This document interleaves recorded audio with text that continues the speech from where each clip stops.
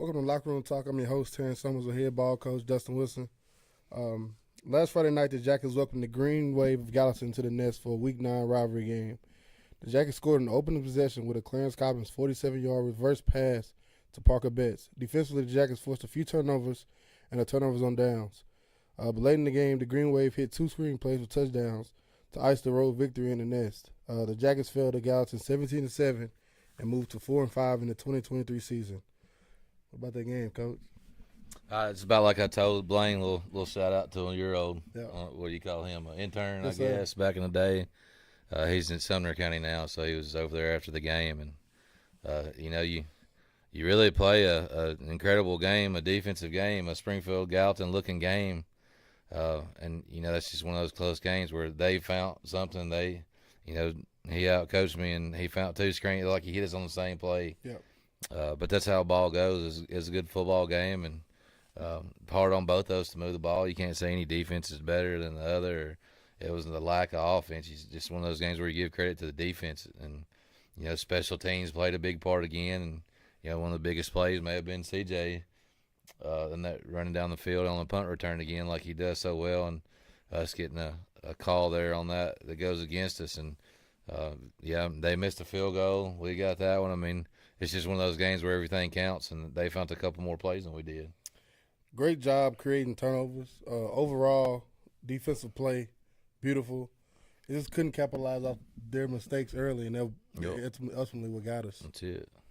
Uh, Early, too, like momentum. So I told them at halftime, not halftime, before the game, like, hey, go out there and capture some momentum early. Shoot, the boys act like they had a remote control on that. I mean, you do what we did, and first – big play there, and then we had two turnovers quick. It seemed like, or two big plays quick, but getting turnovers, and that turnover curl bar has been not been as active here lately. But the boys got it cranked up to their night. It was good football the entire game, but early it's like we went out there, we captured momentum, we did everything we were supposed to, going into halftime, going into the fourth quarter, winning. Just win one more quarter, and just good football. Just we come out on the wrong end of it. I told Coach Hummer, everybody in the press box, period, it was like,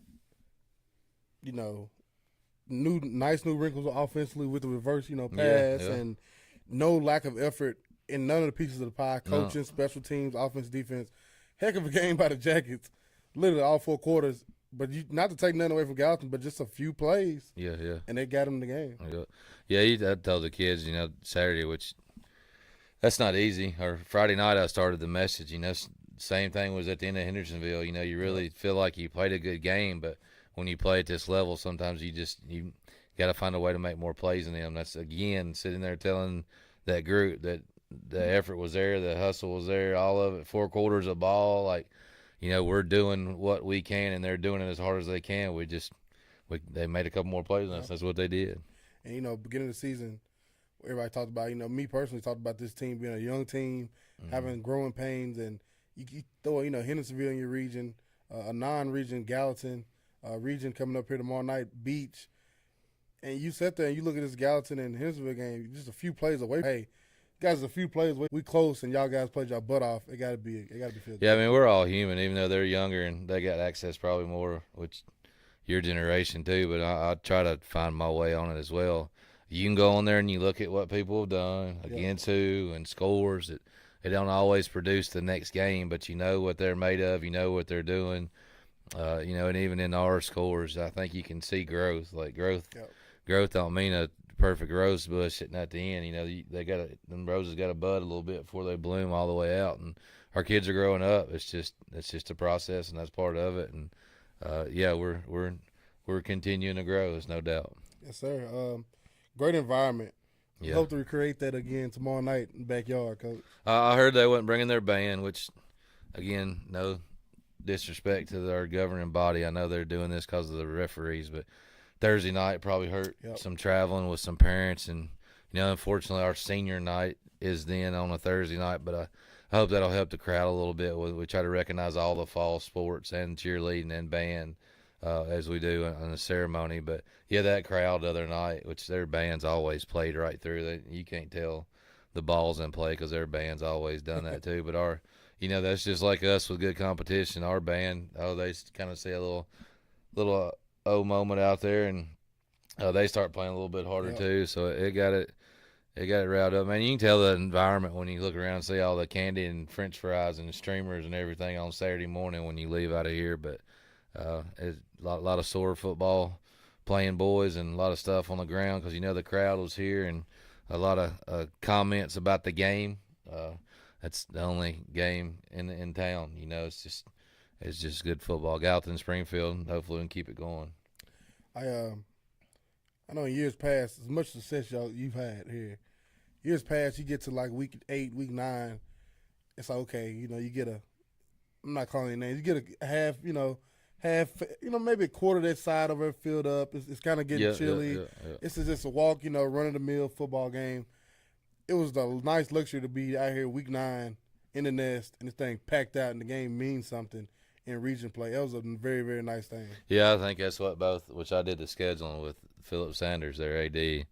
I think that's both, which we didn't care a lot about 9 just because probably week 9, 10, whatever you want to call it, the game before the last one, just because the last few times we played it was that week 1, 2 slot where it was crazy. But shoot, besides it probably being so freaking hot, I mean, that looked like those week 2 battles we had, 4 or 5 years ago. So, yeah, it was I think everything we could ask for, a good football game, and nobody leave, that's for sure. So just when that last result's just not what Springfield wanted, but it's a good football game. Like we said, the Jackets unfortunately dropped the one 17-7 in the nest last Friday night against rival Gallatin. The Jackets licked their wounds. Friday night, the Jackets welcomed the 5-4 Beach Buccaneers into the nest for senior night, and after the break, we'll get into that one.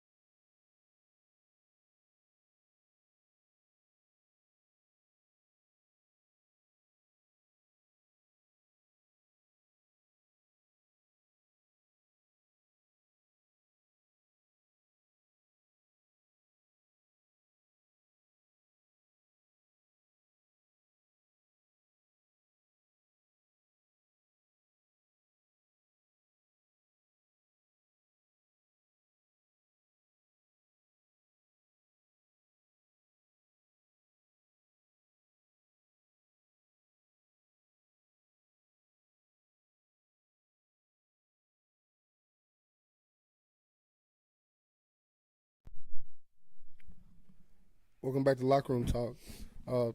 Tomorrow night, the Jackets celebrate senior night by welcoming region opponent, the 5-4 Beach Buccaneers, into the nest. Beach comes in with the traditional ground and pound scheme. The Jackets are very familiar with the Beach Buccaneers, having played them 6 of the last 8 seasons. Coach, the gauntlet finally comes to an end. Toughest schedule since 1986 comes to an end tomorrow night in the nest on senior night. It's been a journey. Yeah, I hear that you introducing Beach and saying they're 5-4. I'm sure they're saying the same thing right now with their Collierville, Riverdale's. Who else did they play? Their non-regional schedule. Yeah, their non-regional schedule is brutal as well. But yeah, it's Beach. We've being so close and good gate and all that stuff. You want to try to keep them on the schedule. We did there for a 4-year stretch when we were in 4A, I think. That was that pre-fall break game, I think, if we were playing them right. But 15, 16, 17, and 18. yeah, and then a couple years off or something, whatever the case is. But, yeah, same coach, same thing. Their defense coordinator left to go to Liberty Creek, but it's still you can still led by Crabtree. Run, and get you looking in the backfield and throw it over the top of your head. And defensively, scheme looks similar. Maybe somebody else calling it, but it's all similar. They're gonna be physical up front, and they're gonna make the game shorter. They'll get in the huddle and they'll break it, and it doesn't matter if you know it's coming or not. You just got to consistently make tackle. But a good looking group of kids over there as always on the beach sideline. This is one of those, shaping up to be one of those games me and Coach Holman call getting good food, getting home early, because that clock is gonna roll. Yeah, people running the football. Yeah. Ain't no too many incomplete passes happening. That clock is gonna be rolling. We've seen some monsters O-lines and quarterback play this season, Coach. In my opinion, from being in started broadcast in 2018, when I graduated school, the teams I've been seeing this year by far some of the best O-line and quarterback play we've seen. It's got to be nice to have getting it more of this come tomorrow night under your belt heading into the playoffs. Yeah, thank you. You're probably going to say the biggest individual behind center you've seen all year this year, too, with that young Powell kid coming in. But Beach is traditionally one that size had never really been part of what they do or how they are or whatever. It's 4-point stance, and we're lowering you and challenge you to do that part. But, it's a brand of football in our region now. This is a region game, something that's been a little bit different. And region implications, as I was wrong talking to Drew this week and the coaches, but what's at stake for this game? So, you're at a meaningful Week 11, last week of the year football game where us, Henry County, Beach, Hendersonville, there'd be shake-up depending on who wins and loses. And, man, shoot, in this region, that's difference probably between $7,000 or $8,000 traveling because it's a 4-hour road trip. And on the flip side of it, man, what a advantage it is to stay at home when the other team's traveling about 4 hours. So, lot at stake. Thursday night. Don't let me mess up and say Friday. If I do, y'all go ahead and replace that with Thursday. But tomorrow night, a lot at stake tomorrow night as Beach coming in. Saying goodbye to the COVID class, is what I'm calling them, Coach. It is, yeah. Senior class that was in 4A as freshmen, made the transition to 5A. A good solid class. Started off as you said at the beginning of the year. Senior class started off, very, very different than any class ever in Springfield history. And, tomorrow night they put a cap to that. Yeah, we so I got a few of them that went to elementary school in our cluster this morning in the car, and took them to elementary school and give a jersey to the teacher that meant something, like an impact jersey. So we went to Crestviews and Coopertown and got a couple stops tomorrow. But on the way back, we was talking about, that going fast. You know how it is when you get a senior, like, man, you can't wait. They talking about the story they're going to tell at the bonfire next Wednesday night and just talking about, I remember, y'all pulling up and we was in the paper for having look like a white gun. It was a temperature gun. Yeah. Shooting. He's like, if the air conditioner was on in our car, we had a low temperature. If it was, we rolled the window down, it was high. Like, we figured out how to get it out of it. But it's COVID babies. They are that. As this class has dwindled down a little bit in numbers, but still some phenomenal kids, the ones that are still here and finishing up. It's they painted the numbers out in the honeycomb, as you will, in the end zone, as we've made a tradition here today, and then we all went and ate out a senior meal here. As I ain't gonna let you take the rap for being late. That was all on the football coach not being able to manage all the duties. We seniors first though. We had to go out and eat, and we did that. And there'll be ceremony. Will be at 6:30 tomorrow night to show these guys a last round of applause. Is third would be the best that we could get, if I understand it right. So we're possibly playing the last game on the field the other night. Tomorrow night, we're ready for it, and hopefully it brings a little bit more emotion to it. And this thing is, you're always measured by that last one, so it might be that last time those home fans get to see the boys. So maybe bring a little extra juice to them. I was gonna pull this stat out next week, but this may be the last time that this team, plays at home. The last time The Yellow Jackets started the playoffs on the road was in 2011. No, can't be right, is it? Think so, Coach? First round. No, we played. We was a 4 seed and went to Lipscomb. Was it in 16? No, what year would that have been? Sorry, I'm looking off from y'all. I remember Dayron was on that team, so it was 15. That's to 16. correct. Alan Gardner was one of the running backs. Yeah. Dayron was on it. So that was 15. the first. So that was the first round game. That was the first round. Okay. Because so, that year was Lipscomb. We was a 4 seed. Because that's the year Macon County beat us. Yeah. The last week of the year when we was in 4A. Lipscomb, we beat Maplewood, which was their 1 seed. That was the overtime game where Thomas Harris hit a field goal. And then Pearl eliminated. I'm gonna say my guess is gonna be 15. 15. Yeah. So 2015. Still, yeah. Coach, long time ago. Yeah. We're talking about long time ago. Yeah. Last time, a group of seniors from Springfield High School, knowing that'll be their last game on that field possibly. So it'd definitely be emotional them all night. We encourage everybody to come out, pack the stands. Well, that's about like you. What was your last home game? Yeah, against Northwest. Regular That's season right. game. It's not the thing that we wanted, but the last time you walked off the home field, you whipped some tail. It's just something you remember that last one. And if you don't win the last game, you're not winning the state championship, really. How many teams are out there to win the last game? But, you guys, what we went through when we come on here and staff and doing whatever your opinion of is what we were going through. But you won the last game at home, Boyd Smith Field, when you was a senior. So that's something pretty good to hold on to. Yeah, it is. Your 12th senior night, last question. Favorite member of this class, Coach? That's hard. That means you have to find some kids. I hate for it to be COVID and what they go through, and so that can't be it. I don't know. We got another week to talk about it. I may put them back on the spot, but you just talk about them though. All if you just want to name drop a little bit, the ones that are still here, from your Miltiers, the CJs, to the Baldwin, to Mac, McBrearty, Alan Nansen, the Matthews kid. Here I go naming something. I probably left them off. When we sit down and ate tonight at the restaurant, there's more coaches than it was seniors. Yeah. So it's 8 or 9 of them left. Nice close group. They're all killer. It's like going over there to Crestview today, passing out that jersey to Miss Chapman over there. Alan gave Miss Chapman his jersey. It's just a good group of kids. Those teachers don't smile at those knuckleheads walking up.